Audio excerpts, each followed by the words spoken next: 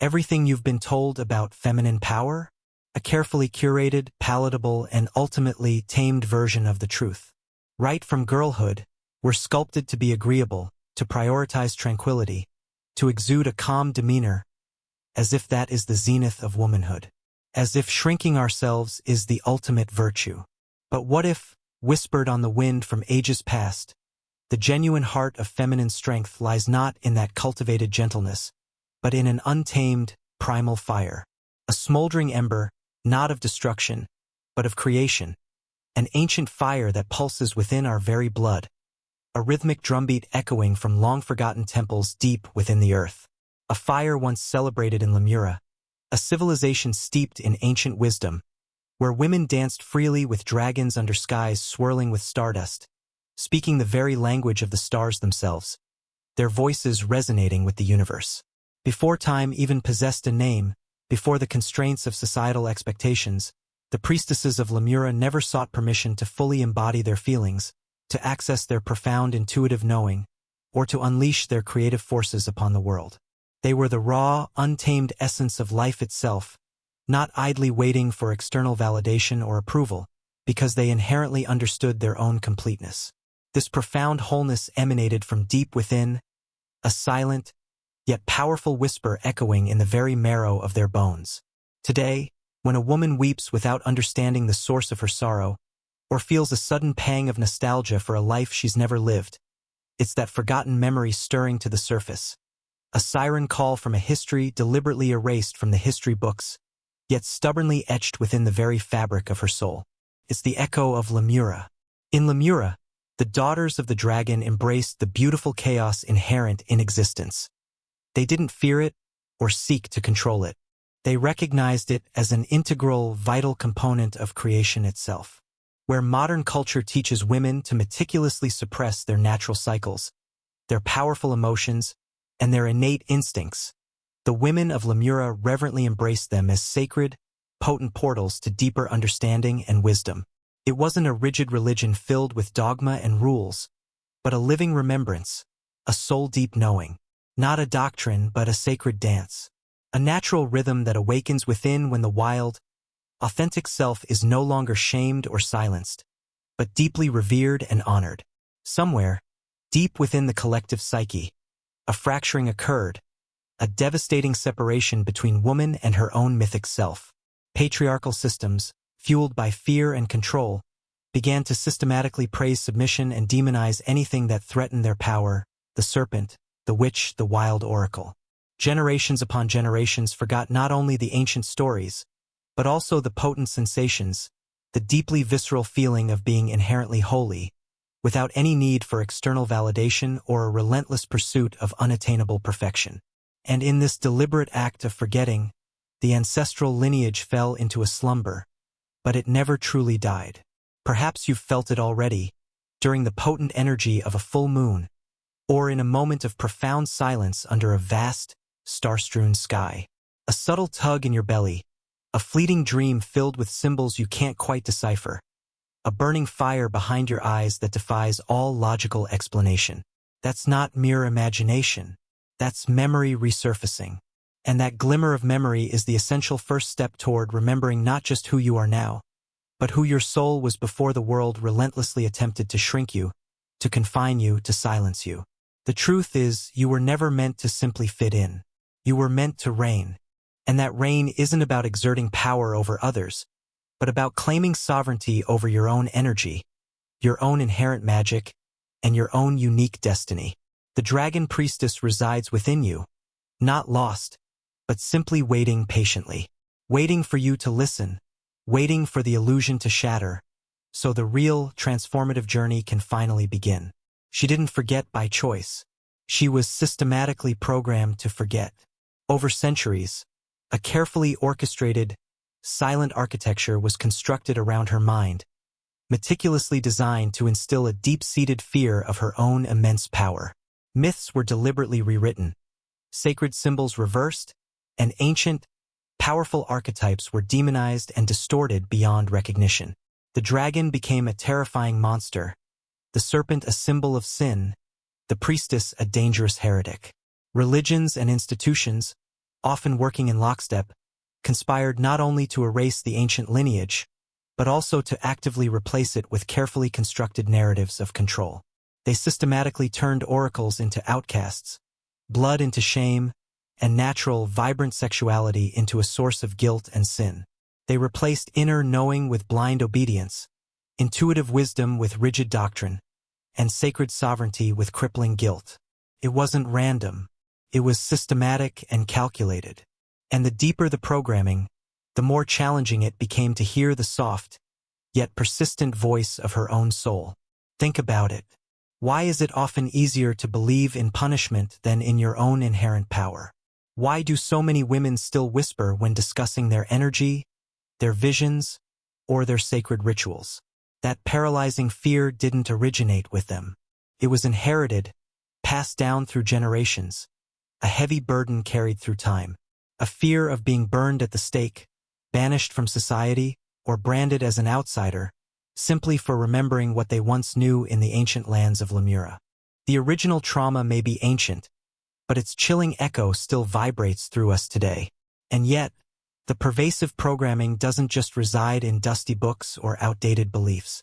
It lives within the body, in the instinctive urge to shrink, to apologize, to over-explain, in the ingrained habit of saying yes when every fiber of your being screams no. These are not simply quirky personality traits. They are deeply ingrained defense mechanisms, survival strategies adopted to navigate a world that hasn't always been safe for the feminine spirit. Once, her very presence shifted the tides, commanding the respect of nature itself. Now, she's been meticulously trained to doubt her own gut instincts, to dismiss her inner knowing. This insidious, invisible coding is subtle, like a spell expertly woven into the fabric of everyday life. It cunningly hides in the media she consumes, in the incessant praise of being nice, and in the deafening silence surrounding the sacred power of righteous rage. It subtly teaches her to incessantly seek answers outside of herself, rather than cultivating the ability to listen deeply within. It gaslights her, convincing her that the mystical is mere fantasy, even when her body knows, with unwavering certainty, otherwise. But every spell, no matter how intricate or deeply ingrained, can be broken once it's brought into the light of awareness. Because the very moment she realizes that this insidious programming was never hers to begin with, something within her cracks. And through that crack, a brilliant light floods in. Memory rushes forward, and the dormant soul begins to stir, not in destructive rebellion, but in a powerful act of reclamation. She's not here to escape the world, to retreat into some isolated sanctuary. She's here to rewrite it, to reshape it, to imbue it with the lost wisdom of the ages. Starting with the next courageous truth she dares to remember, the next boundary she bravely sets. There's a particular ache, an indescribable longing, a soul-deep yearning for something you've never consciously lived, yet somehow profoundly remember. It's not sadness, not exactly.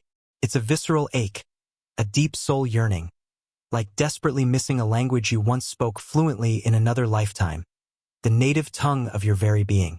Many women feel it in the quiet moments, in the pregnant pause between breaths, in the persistent question that lingers. Why do I feel like I don't truly belong here? This is the wound of the forgotten priestess. Not a visible, physical scar, but a profound fracture in spiritual memory. She walks through life diligently performing roles, constantly adapting, always striving to survive, yet forever feeling slightly out of sync, like a radio tune just slightly off frequency, never quite hitting the right note. It's not simply anxiety or confusion. It's the crushing weight of a sacred lineage buried beneath centuries of intentional silence and suppression. And it painfully pulses every time she doubts her own inherent worth, every time she silences her inner voice. Most won't recognize it as a spiritual wound. They'll casually dismiss it as mere oversensitivity or even weakness. But it's not weakness. It's a profound sensitivity to a deeply buried truth that the world has collectively forgotten. A truth that was once her guiding compass, her unwavering clarity, her sacred calling. Without it, life feels like aimlessly walking through a dense fog, knowing with unwavering certainty that there's something more, but feeling utterly unsure of how to find it. Many priestesses in hiding desperately suppress their unique gifts, their intuitive abilities, just to feel normal, to blend in with the crowd. They consciously quiet their powerful visions, deliberately numb their sharp intuition, and carelessly dismiss their potent dreams as meaningless figments of their imagination. But the truth is, these were never symptoms of being broken or flawed. They were, in fact, undeniable signs of a soul desperately trying to speak, trying to be heard. And the more she relentlessly represses that voice, the louder the ache becomes, until it manifests in her physical body, her volatile emotions, and her deeply strained relationships. Disconnection breeds doubt. Dissociation breeds utter confusion.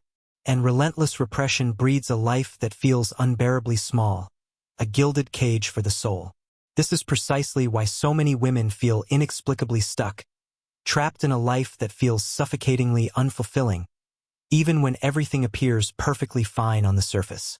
Because deep down, they remember something vast, sacred, and infinitely powerful. And they ache not for fleeting attention or shallow validation, but for profound alignment with their soul's true purpose.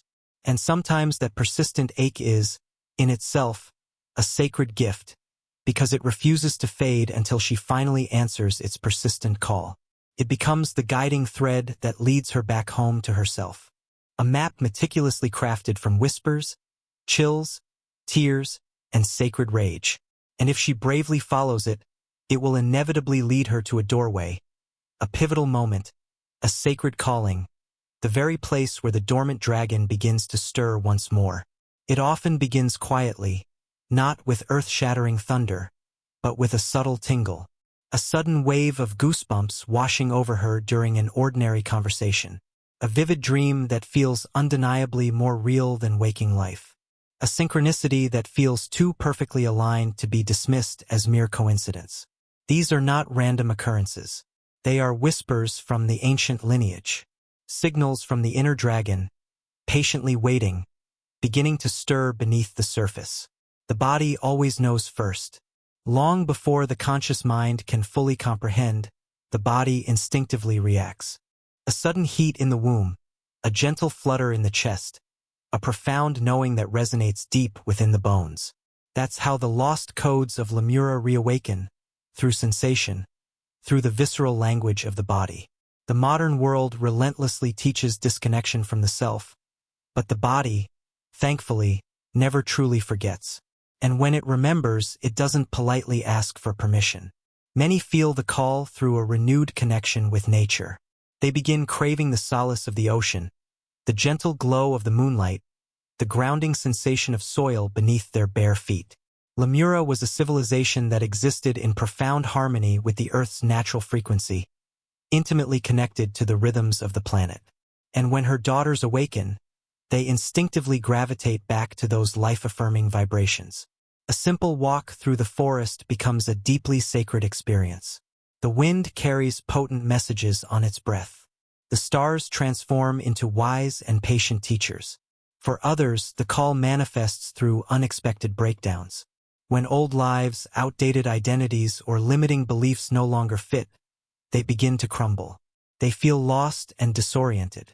But what's really happening is a profound shedding, a necessary releasing of the old to make way for the new. The false skin begins to peel away, revealing the authentic self beneath. The fearful mind cries out, "I'm falling apart." But the wise soul whispers, "You're finally coming home." Rebirth doesn't always look pretty or feel comfortable. Sometimes it begins with ashes, with the necessary destruction of the old to make way for the fertile ground of new beginnings. To reconnect with this ancient wisdom, she doesn't need a guru or an external authority figure. She needs to trust her own inner rhythm, her own innate wisdom. That means intentionally tuning in, deeply listening, allowing the body to speak its truth without judgment or censorship. Practices like intuitive dance, conscious breathwork, and sacred journaling can be incredibly helpful, but only if she allows herself to fully feel, to fully experience, without the relentless filter of judgment and self-criticism.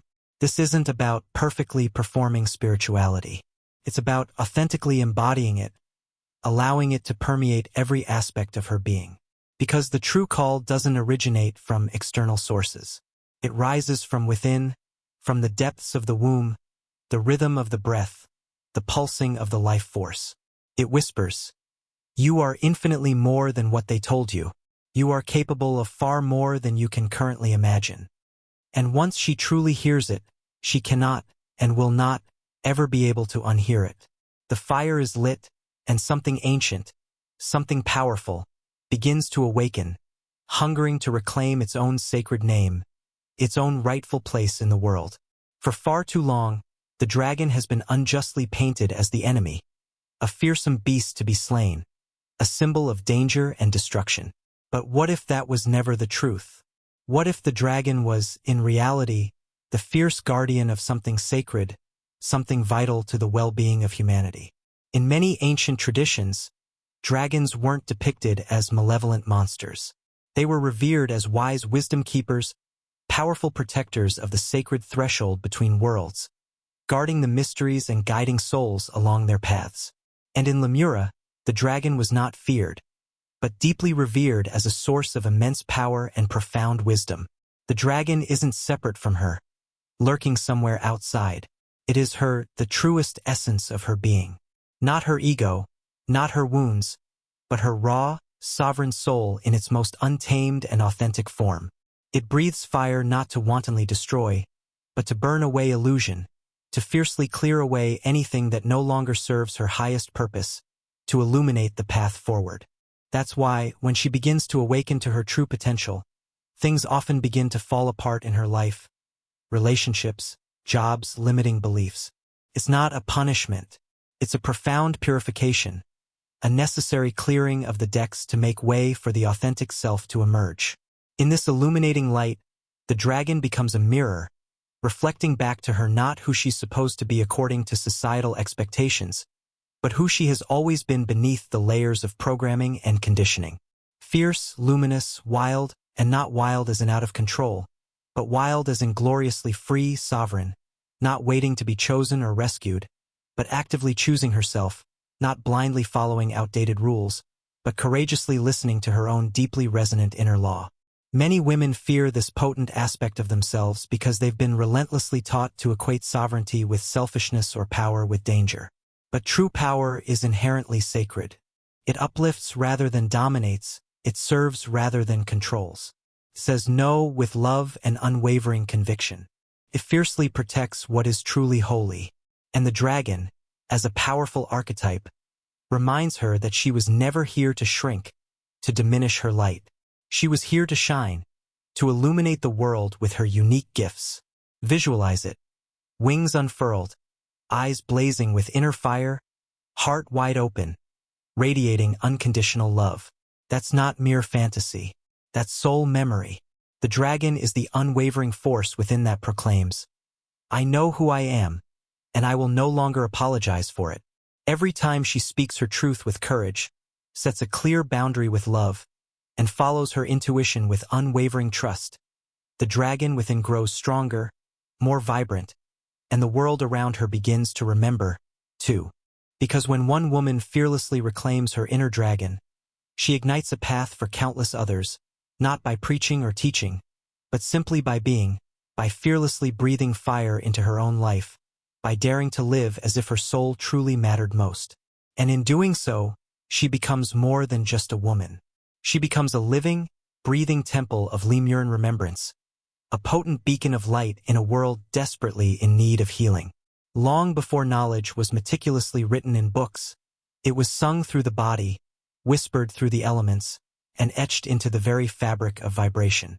In Lemuria, wisdom wasn't rigidly taught, but gently remembered through the senses, through touch, through breath, through profound presence. The senses weren't viewed as mere distractions from the spirit, but as the very language of the spirit itself.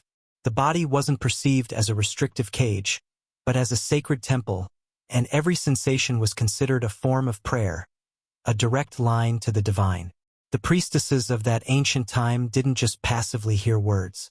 They listened with their entire being, with their skin, with their hearts.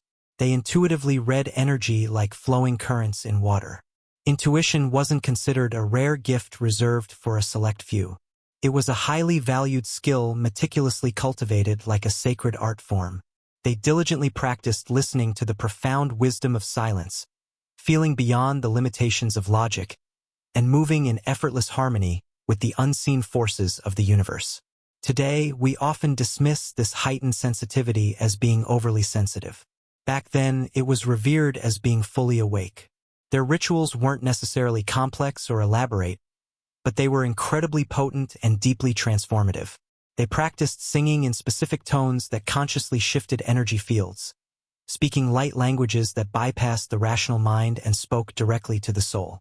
They skillfully used scent, texture, and movement to consciously realign anything that was out of balance within themselves and the world around them.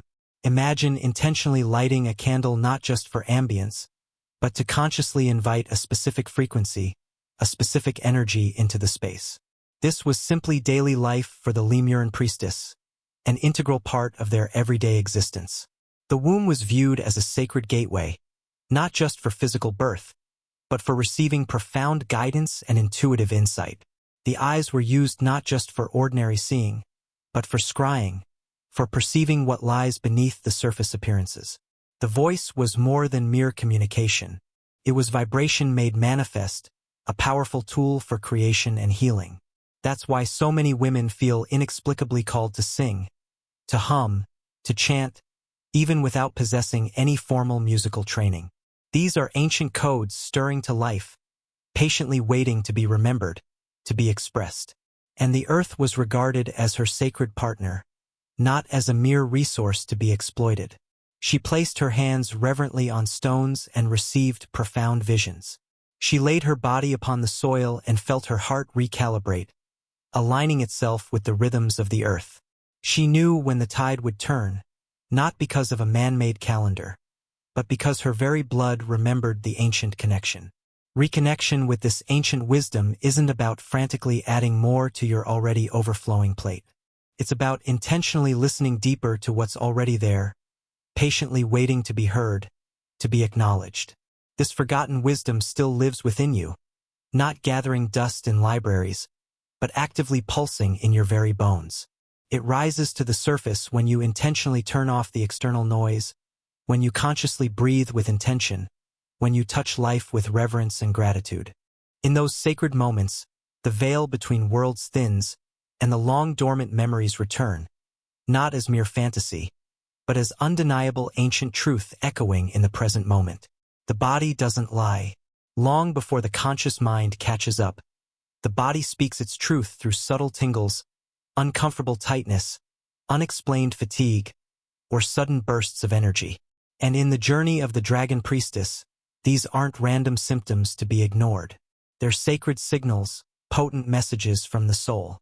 When she begins to remember her true nature, her body starts to actively activate, reawakening dormant pathways and reigniting ancient codes.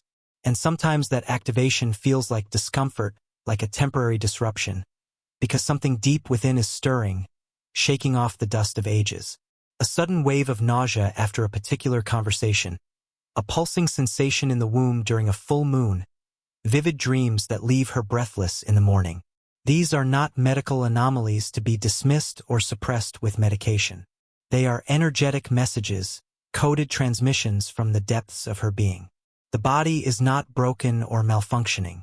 It's actively transmitting valuable information, patiently waiting to be understood.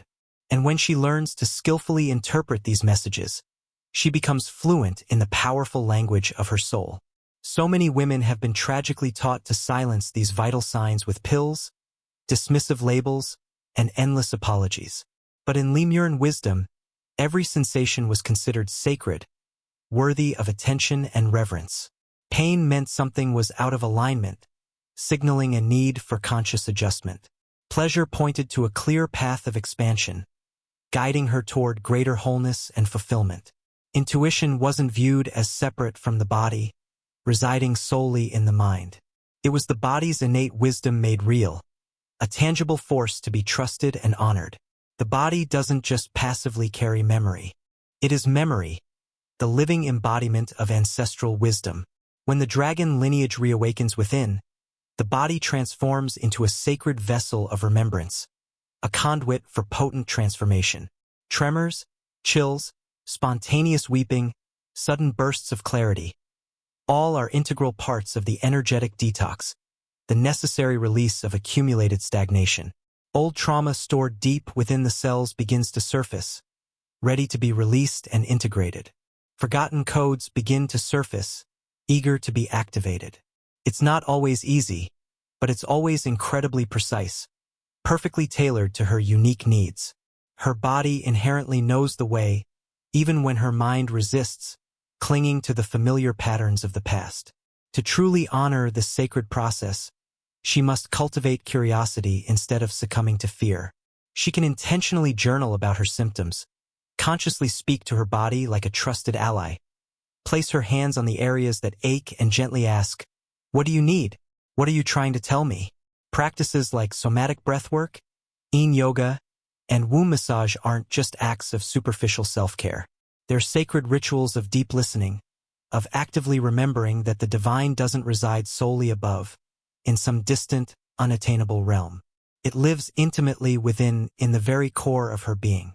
Because once she begins to see her body not as a problem to be fixed, but as a sacred portal to be explored, everything shifts. She no longer fights against the sensations. She consciously follows them, trusting that they will lead her to deeper understanding and healing. And each brave step brings her closer to the profound truth that the priestesses of Lemuria always knew with unwavering certainty. The soul doesn't float aimlessly in the clouds, disconnected from the physical world. It actively moves in the blood, breathes in the skin, and roars from the very bones. The things she was systematically taught to hide, to suppress, to be ashamed of, are often the very keys to unlocking her greatest power. Blood, desire, magic, all deliberately labeled as taboo, all wrapped in suffocating layers of shame and guilt. But in Lemuria, these weren't hidden secrets. They were revered as sacred sacraments. The menstrual cycle was honored as a potent gateway to altered states of consciousness, a time for deep reflection and intuitive insight. Orgasm wasn't viewed as mere fleeting pleasure. It was a sacred prayer, a direct connection to the divine source. In today's world, she's subtly told to sterilize herself emotionally, energetically, and sexually, to keep her power neatly contained, sanitized, and comfortable for others. But the authentic priestess is anything but tame. Power is inherently messy, raw, and untamed. It lives in the dynamic pulse between surrender and creation, in the messy dance of life itself. The blood that flows from her each month is not a shameful waste product. It's encoded with profound wisdom, lunar memory, and ancestral truth. Sexual energy was never intended to be reduced to mere performance or a source of guilt and shame. It was, and always will be, the same life force that birthed the stars, the dragon fire of creation itself. That's why the priestess didn't artificially separate magic from sensuality. Her body was a living spell, her movement a sacred ritual, her pleasure a guiding compass pointing her unerringly toward home. They practiced blood rituals not in hidden darkness, but in open reverence, honoring the sacredness of life cycles. They anointed the earth with their fertile flow, sang with open wombs, and used ecstatic energy to activate profound healing and expansive vision. To the uninitiated, this may sound shocking, even terrifying. But to the awakened soul, it feels like finally coming back to a fundamental truth that predates organized religion, that the body itself is inherently divine. So many women needlessly carry guilt for simply feeling natural human emotions: arousal, hunger, rage, bliss. But those feelings are, in reality, sacred teachers, offering valuable insights into the self. Suppressing them doesn't magically make her holy. Honoring them with mindful presence, with unwavering integrity, and with compassionate awareness does. The dragon lineage warmly invites her not to desperately tame her power, but to fearlessly trust it, to fully taste its potent essence without apology or reservation. Because behind every taboo, there's a locked door, and behind that door lies a memory, a truth, a part of herself that was never meant to be hidden, silenced, or shamed. When she bravely steps through that door, she doesn't just reclaim her inherent magic. She reclaims her wholeness, her authentic self. And in doing so, she begins to walk not as a woman who fears her own power, but as one who fully remembers it, embodies it, and fearlessly wields it for the greater good. Presence is not passive. It's power distilled, concentrated into its purest form. In a world relentlessly addicted to speed and distraction, simply being fully present is a radical act of rebellion, a potent form of resistance. The priestesses of Lemuria didn't frantically chase fleeting enlightenment. They consciously embodied it moment by moment. Through each conscious breath, each intentional step, each mindful gaze, their temple was the present moment. Their ritual was unwavering attention. Healing doesn't always happen in grand, elaborate ceremonies. Sometimes it begins in the most ordinary moments, when she truly tastes her tea, feels her heartbeat, consciously notices the gentle whisper of the wind. These small acts are not mundane or insignificant. They're deeply sacred, powerful portals to remembrance. Presence is the gateway to remembering, because when she consciously stops escaping the present moment, she begins to feel the ancient codes vibrating beneath the surface noise, the whispers of her soul. Touch your skin. Breathe slower. Listen longer. These are not luxurious indulgences. They are potent technologies for accessing inner wisdom. The dragon lineage doesn't demand dramatic gestures or elaborate rituals. It asks for unwavering devotion, not to rigid dogma, but to the inherent sacredness of her own lived experience. Presence turns the ordinary into the alchemical, and the forgotten becomes palpably felt. Many women mistakenly think they must do more to awaken, to fully embody their potential. But often what's truly required is less doing and more being, more softness, more stillness, more surrender. Not as an act of weakness, but as a profound act of initiation, a conscious choice to align with the natural flow of life. The dragon doesn't race, doesn't frantically chase after external validation. She waits patiently, coiled and ready, trusting in her own inherent power and knowing that the perfect moment will inevitably arrive. Watching, feeling, until the precise moment calls her into motion with fierce precision. Not a moment too soon, not a breath delayed. Sensory awareness, that delicate dance of perception, is the soul's conduit, its pathway through the dense tapestry of existence. The scent of earth after a cleansing rain, a primal aroma that speaks of renewal and rebirth. The comforting texture of a worn stone, smoothed by time and touch, a tangible link to ages past. The resonant sound of her own voice, raw and unfiltered, unburdened by pretense or performance. These are not mere sensations. They are potent reminders, anchors to the here and now, confirming her presence in a physical body, grounded on this vibrant planet during a time of profound remembering. A remembering of who she truly is, of her inherent power, of her divine connection.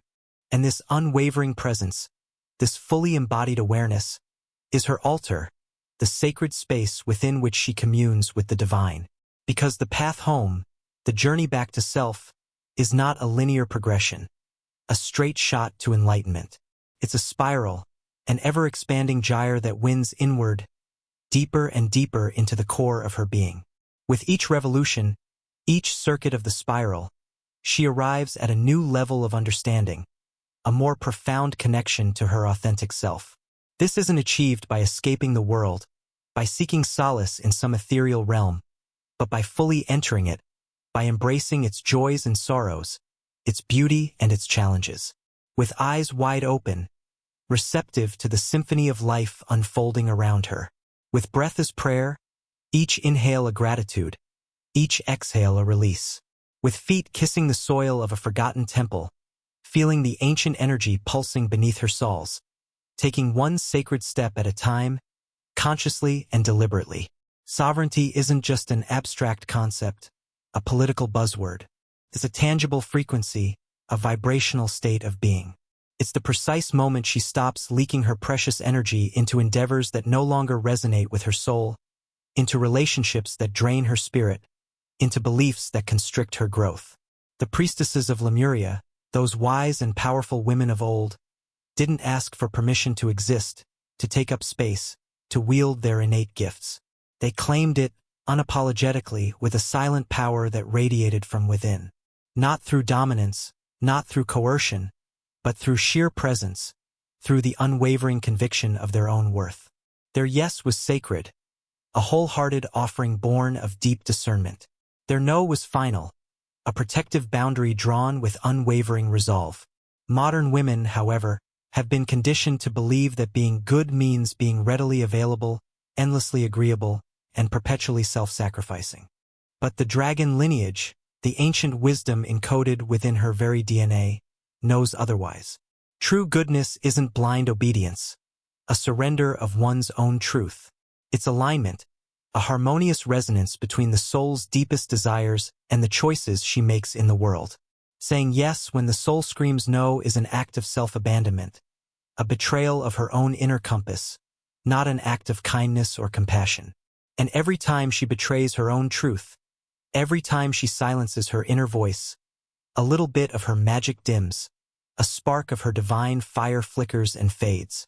To reclaim her sovereignty, to reignite that inner flame, she must learn to fiercely protect her energetic field. That means setting clear and unwavering boundaries, not just with the people in her life, but also with the thoughts she allows to take root in her mind, the habits that shape her days, and the environments she chooses to inhabit. It means cultivating a deep awareness of what drains her energy and what nourishes her soul. It means no longer compromising her own peace for the fleeting approval of others. Because peace is not a passive state, a blissful ignorance of the world's chaos. It's earned through fierce discernment, through the unwavering commitment to honoring one's own truth, no matter the cost.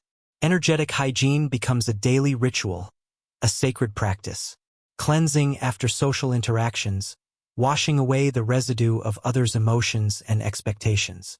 Unplugging from toxic spaces, disconnecting from the constant barrage of negativity and fear. Calling her energy back from situations and relationships that no longer serve her highest good, reclaiming her power from the shadows. Tools like cord-cutting meditations, severing the energetic ties that bind her to the past. Protective visualization, creating a shield of light around her aura. And intentional solitude, carving out time for quiet reflection and inner communion, become essential components of her spiritual armor. She stops seeing boundaries as rigid walls that isolate her from the world, and starts seeing them as sacred containers, safe and nurturing spaces that protect and preserve her precious essence. Aligned choices flow naturally from this unwavering sovereignty. She doesn't need to over-explain or justify her decisions. She simply moves in truth, guided by the wisdom of her own heart. Her path may look unconventional, even rebellious, to those who are still trapped in the matrix of societal expectations, but it's not about appearances, it's about resonance. It's about aligning her outer life with her inner truth.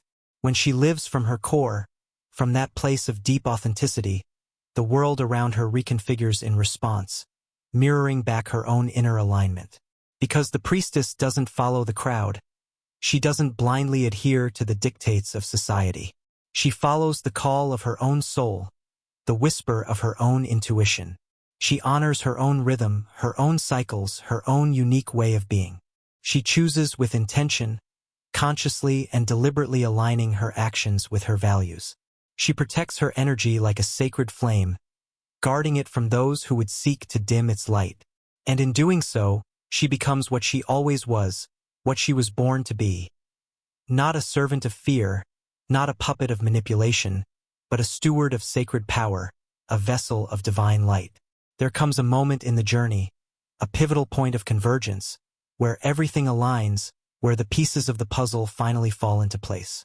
The visions, the aches, the awakenings, all the trials and tribulations, all the moments of doubt and despair, all the glimmers of hope and inspiration, coalesce into a unified whole. It's not a dramatic explosion, not a sudden bolt of lightning, yet it's undeniable, a quiet knowing that settles deep within the bones. A moment where the body is no longer seen as separate from the spirit, as a mere vessel to be transcended, but as its very expression, its earthly manifestation. The dragon no longer circles in dreams, a mythical creature confined to the realm of imagination. She rises in the breath, in the gaze, in the deliberate choice to be fully present, fully alive, fully herself. This is embodiment, the integration of spirit and matter, the union of heaven and earth within the human form. In Lemuria, this sacred process was called the flowering, the blossoming of the divine feminine in all her radiant glory. When a woman became the full vessel of her divine essence, not an escape from the human experience, but a return to the holy within the human, every cell remembers, every movement becomes prayer, and the soul finally lands fully in the body, anchoring itself in the here and now. This is when she realizes that the altar is her own spine, the sacred column that connects her to the earth below and the heavens above. The offering is her truth, spoken with courage and conviction. The incense is her breath, fragrant with the essence of her being. No longer searching for God in the sky, in some distant and unreachable realm, she begins to feel the divine pulsing within her own hands, singing within her own voice, stirring within her own belly. Her life becomes the ceremony, every moment an opportunity for sacred expression.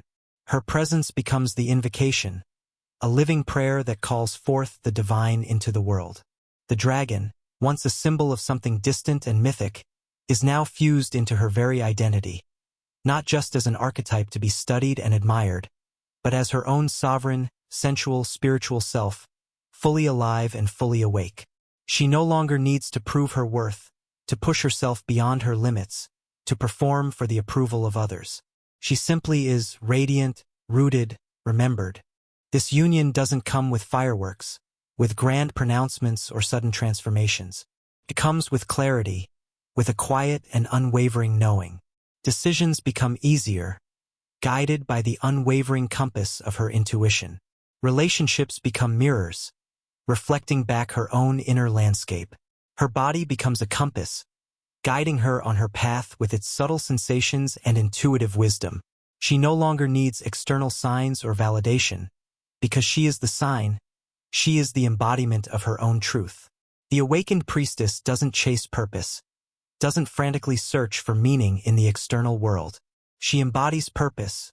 She radiates meaning from within. And this is the moment she becomes dangerous to all that depends on her forgetting, to all the systems and structures that thrive on her ignorance and submission. Because she remembers. She remembers who she is, where she comes from, and what she is capable of. And once she remembers fully, viscerally, soul deep, she cannot be controlled, contained, or erased. She is not just a daughter of Lemuria, a mere descendant of a forgotten lineage. She is Lemuria, reborn in flesh, rising in flame. You are not beginning something new, embarking on some novel and untested path. You are returning to something ancient, something deeply ingrained within your soul. Every step you've taken, every tear you've shed, every vision you've received, every sensation you've experienced has been guiding you back. Back to the circle, the sacred community of women who hold the light. Back to the temple, the sanctuary within your own heart. Back to the sacred name you carried long before this lifetime. The name that resonates with your soul's deepest purpose. Daughter of the dragon, priestess of the flame, guardian of the sacred feminine. The world may not reflect it yet. It may still ask you to be smaller, quieter, safer, to conform to its limited expectations. But your soul remembers a time when your power was not feared, when your wisdom was valued, when your very presence was celebrated. The trembling you feel when you speak your truth, the vulnerability that rises to the surface when you dare to be seen, that's not weakness, that's memory breaking the surface, that's your lineage coming alive again, coursing through your veins. You are not alone in this. Others are waking too, in different lands, under different names, with different faces, but one essence, one fire, one memory. Your voice may be the spark they've been waiting for, the catalyst that ignites their own remembering. So speak, sing, share. Let the dragon in you call out to the others. Let your roar echo across the land. You don't need to know all the rituals to begin. You don't need a perfect altar or the right words. Start with breath, the simple act of inhaling and exhaling consciously. Start with stillness, carving out moments of quiet contemplation amidst the chaos of the world. Start by placing your hands on your heart and saying, I remember. A simple yet powerful affirmation that unlocks the ancient wisdom within. And watch what begins to unfold when you treat your daily life as sacred space. When you infuse every action with intention and reverence. The sacred is not far away, hidden in some distant realm or accessible only to a chosen few. It's not something you need to strive for or achieve. It's right here in the next conscious breath, the next loving boundary, the next time you say yes to your soul, the next time you choose to honor your own truth. You don't need to become anything other than what you already are. You only need to return, to peel back the layers of conditioning and remember the radiant being you were always meant to be. And in that return, in that homecoming to your authentic self, the entire lineage rises with you, the collective wisdom of generations of women who have walked this path before. Because the dragon never died. She only slept, dormant but not extinguished. And through your body, your voice, your deliberate choice to live awake, she remembers how to fly, how to soar above the limitations of the world and embody her full potential.